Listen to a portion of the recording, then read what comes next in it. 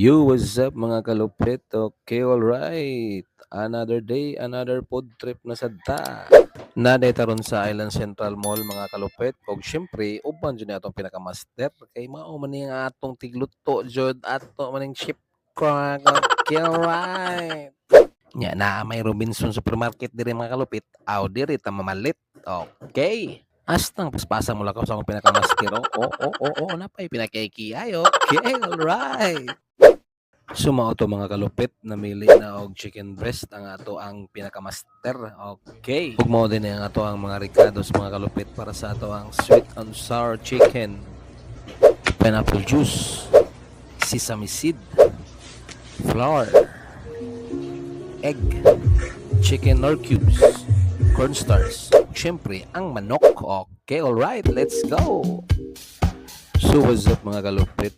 Okay, ayaw di mo kalimot pagbutang og mga seasoning para mas malami o umot ang inyong luto. Okay, alright.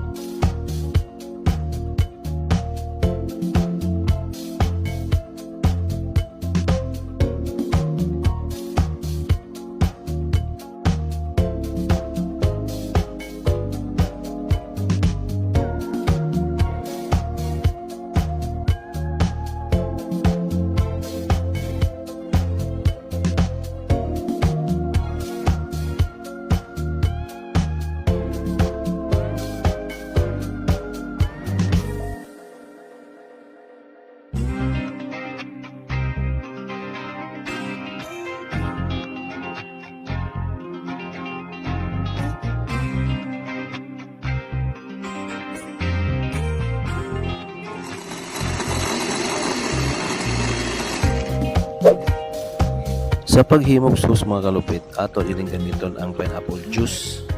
Then sagla nato UFC ketchup. Tapos mga kalupit, syempre, ato din ang butang gamayng patis.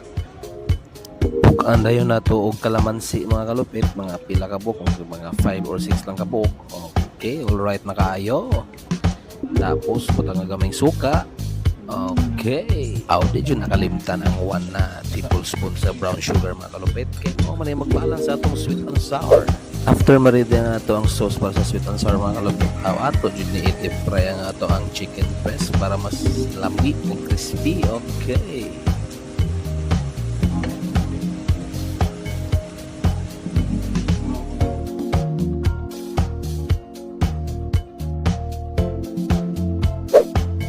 Ready na to ang crispy chicken breast oy. Okay, so magisa na taglamas mga kalupit para sugda na to ang pagluto sa sauce.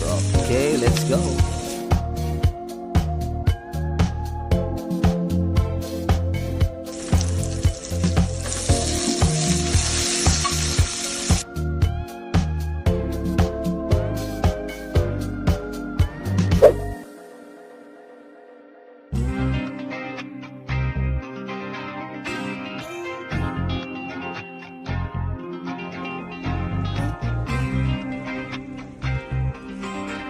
So ato nang i-mix ang ato ang deep fry na chicken breast ug atong sauce mga kalupit para ma-all right na taanay. Let's go.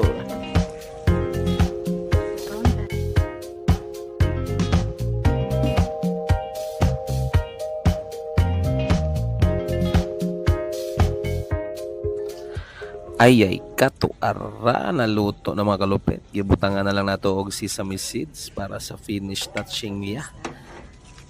So, alright, kalamel. Let's go. Mga na tayo mga kalupit. Okay.